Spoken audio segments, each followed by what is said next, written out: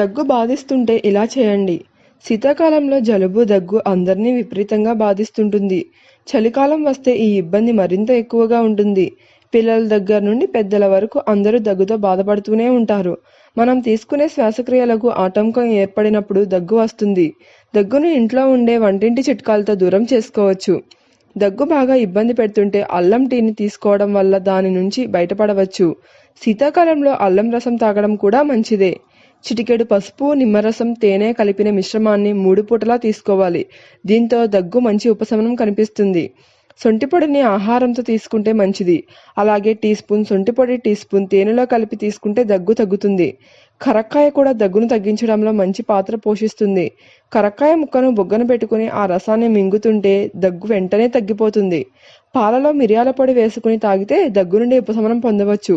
తులసి ఆకులను వేడి నీటిలో వేసి బాగా మరిగించి ఆ కషాయాన్ని తాగడం ద్వారా దగ్గును తగ్గించుకోవచ్చు. తమలపాకును నమలడం వల్ల కూడా దగ్గు తగ్గుతుంది.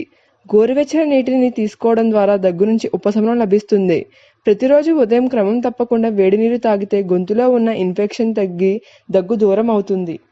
ఓకే ఫ్రెండ్స్, ఈ వీడియో కనుక మీకు నచ్చినట్లయితే లైక్ చేయండి, షేర్ చేయండి. అలాగే మరిన్ని వీడియోస్ కోసం మా ఛానల్ను సబ్స్క్రైబ్ చేసుకోండి.